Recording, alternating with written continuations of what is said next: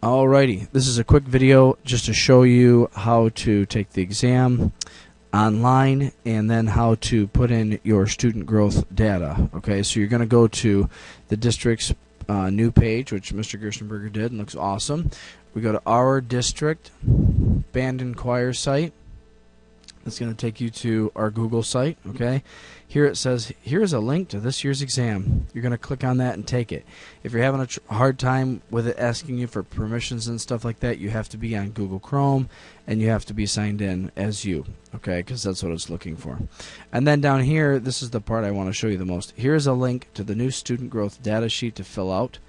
Make a copy of it after opening it. That is really important, okay? As you go down here, this is also a video, a very exciting video of the exam review if you need some review before you take it, okay?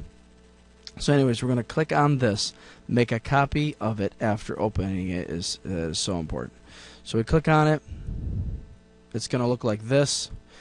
Then I even put it up here, make a copy with your name and use that. Alright, so the way you do that is you say File, okay, and then you go to Make a Copy.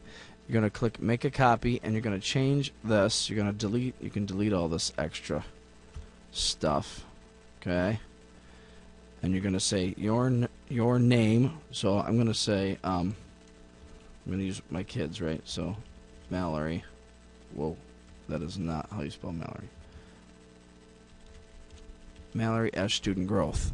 Okay? You can click where you want it to save it in your folder. I would put I would make a new folder, maybe a student growth folder or whatever, but whatever.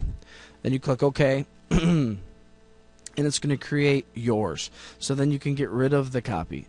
If you don't do that and you just start editing this, it's going to change it for everybody else. Everybody else is going to have whatever you put in, and that would, when they go to click on it, that would be bad. I have to figure out a way to make that not have to do that. I don't know how yet, but anyways, don't change this one. So then you're going to delete out of that. You've got your new one here, and this is the one that you're going to edit. Okay, you're going to put your name here. So I'm going to put Mallory Ash.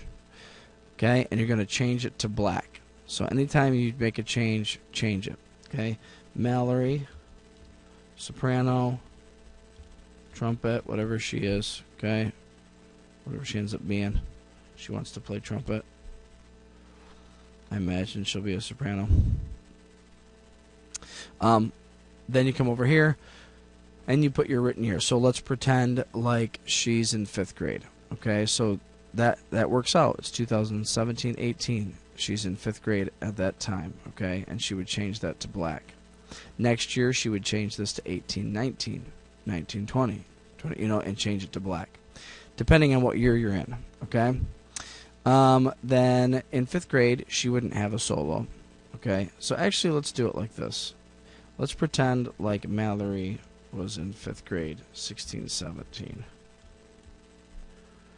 and that actually she's a 6th grader this year, okay? So this would say last year's dates. This would say this year's dates because this is where she's at. Then, you know, in 5th grade, they don't have a solo, so I'd put NA. This year, she's playing a solo, which is trumpet voluntary. Okay, and if you need to shorten things up, that's fine, so it fits. Okay, or you can shrink it, make it smaller up here. But that's her solo. Then, you know, they don't have grades like this in 5th grade, so I would just put a bunch of NAs. If you shift click, it'll highlight multiple things and you can change them at the same time. But let's say she started off with, you know, the beginning of the year was a 20 out of 25, then maybe her second test was a 22, and then she got a perfect score on her last test. So she's going to change it to what she actually got. Okay, so that me and you and my boss can look and go, oh, that kid grew this year. Then you're going to say, I mean, in 5th grade, really, you know, I mean, you know nothing, so you grow everywhere. So I would, over here it says, I improved in what the most, change to bold if you grew based on data. So now you're going to look at your tests that you kept in your music journal this year. You're going to look in your tests and you're going to go, oh, I stayed the same in these things, but I grew the most in what? So let's say Mallory went from like a 3 to a 4 in tone, and so I'd bold that. And let's say she really started connecting musically when she played, using more dynamics in her emotions when she played. So then I would say presentation. Okay, but then next year maybe it's breath and posture and tone, or maybe you grew in all of them. Either way, bold the ones that stood out the most as what you grew in. Okay, then down here, we don't. I should put over here nothing, but over here you don't learn any scales in 5th grade, but in 6th grade you learn B flat, you learn E flat, F, and you learn A flat. Okay, which I feel like I should change this to A flat. Anyways, B flat, E flat, F, and A flat is what you learn in 6th grade, and the chromatic scale, B flat chromatic scale. So over here is what you have to write down. Completed 1 octave, completed 2 octave, memorized 1 octave, memorized 2 octave. So I'm going to say, and you can actually come over here and hit Control C. 6th grade, I did completed 1 octave, 1 octave, 1 octave, 1 octave, 1 octave is what I did in 6th grade. That's how you get the lines to go back. I don't know why I took the lines away. Okay? But that's how you get the lines to go back around your boxes. Right there. Okay? You don't have to copy and paste like I did. You could just type in completed 1 octave, completed 1. I was just showing you a quick way to do it. So then next year in 7th grade for B flat major, I might change that to memorized 1 octave. Let's say I took my test and I played it memorized 1 octave. But then maybe in high school, I now would switch it to memorized 2 octaves. Or maybe down here, I learn the G minor scale. So then I would put completed 1 octave or 2 octaves, whatever you did. Okay? Does that make sense? So as you go through the years, we should see these change. You might end up never knowing some of these and never putting anything down there. But every year we should see something. And if you type it in, that means it's new.